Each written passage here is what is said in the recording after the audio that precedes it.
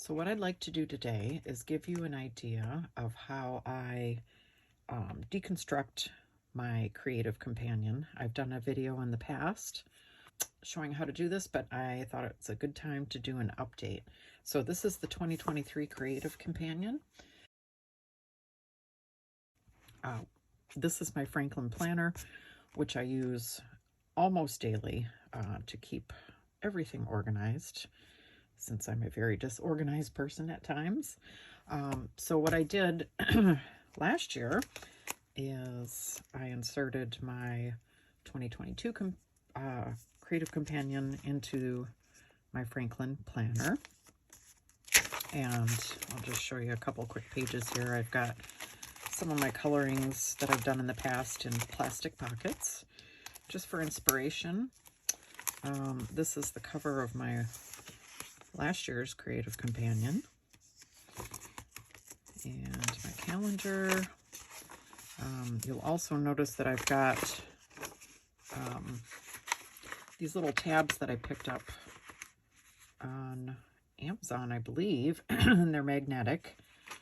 And there's one for each month, which is kind of handy.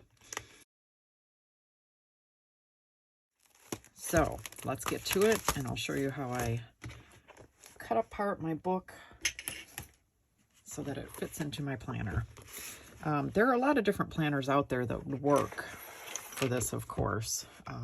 I opted for the Franklin planner because it's just beautiful, and I've had it for several years now, and it hasn't fallen apart and I use it quite heavily, so it was a good choice for me. But there are lots of other options.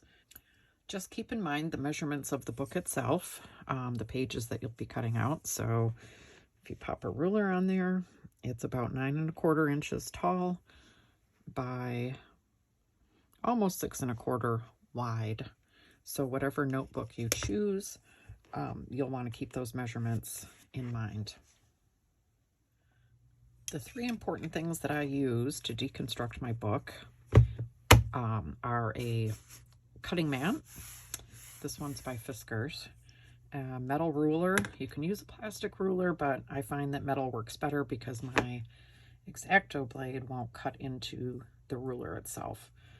This blade is a little dull, so hopefully I don't slice my fingers off on camera. So we'll see how it goes here. The first thing I do is turn my book upside down, and I line up my ruler as close to the edge of the spine as I can, and hold it down very carefully. And then I take my X-Acto and just very slowly and deliberately pull that X-Acto along the edge of the ruler. Now we're going to have to do this a couple of times. Apply a lot of pressure and take your time. Don't try and do this quickly, because you really don't want to slice yourself or anything that's underneath your book. Some people take their books to an office supply store and have them cut there.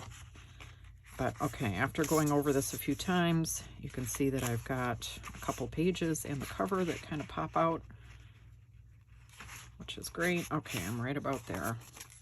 So now I take these pages and I just flip them over, set them aside. And now, since I've cut with my ruler, I've got a natural edge here, so I don't need the ruler any longer. Now I just take my X-Acto and push it to that edge as best I can.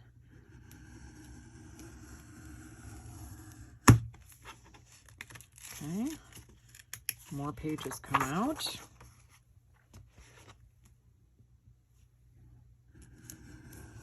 And I will repeat this process all the way through the book. Make sure you keep your fingers and thumbs away from that blade. And honestly, the sharper the blade, the better. Dull blades tend to be a little dangerous, so I'm being extra careful here.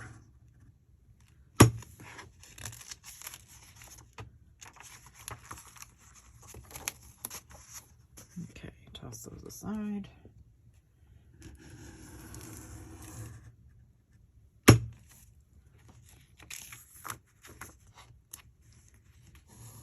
pages get stuck, just give it another little swipe with your blade.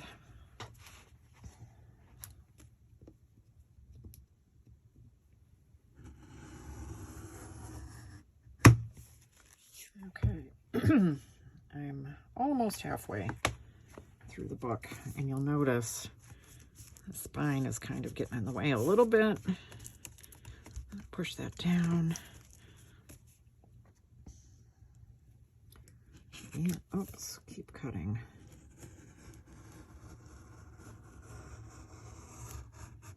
My line isn't perfectly straight, but I'm not too worried because that will be on the inside of the planner where I punch my holes for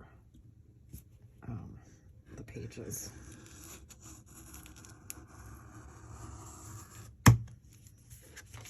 It's certainly not perfect.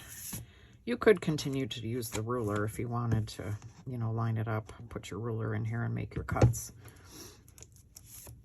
But like I said, I'm not too worried about a perfect edge on the inside.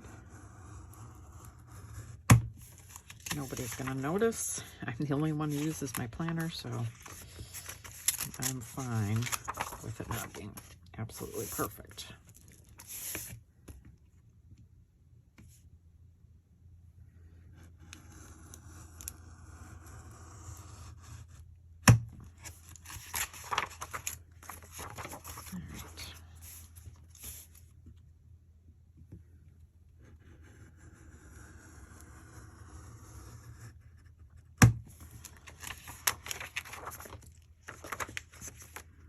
Definitely be a little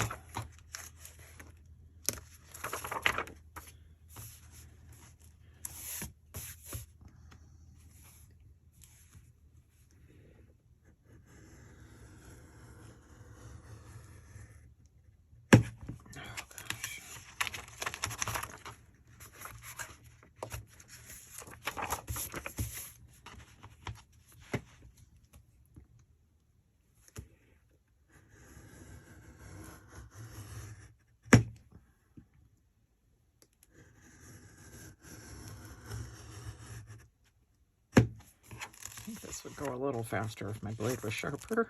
That's all right.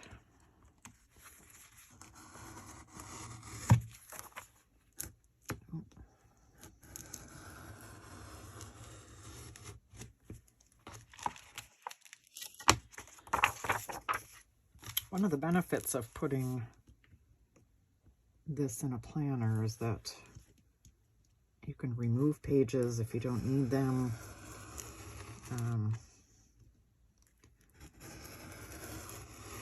And you can also add pages. It's pretty easy to find plastic pockets or divider pages that you can use to further organize your planner. What I do at the end of each year is I will take my old planner out of the my Franklin binder and put it into another binder to save. A lot of times I'll have projects, things that I've done in the past that I want to keep track of, so I can go back and use those old planners as a reference.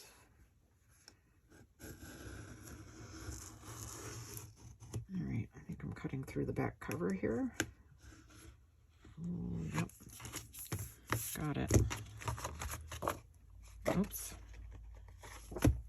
There we go. Okay, so here's my pile of pages. They're all in the right order. There's the spine of the book.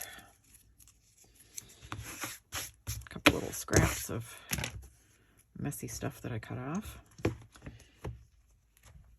All right, so now that I've got all my pages cut out, I can use a paper punch to punch the holes in the pages for my binder.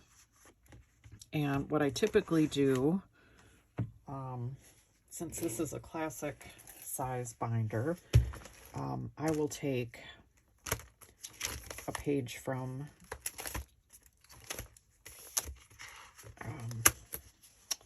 the binder and use this to line up my holes. I'll flip it over so you can see it a little bit better. But then what I'll do is use this as a template. Since this is not an actual Franklin binder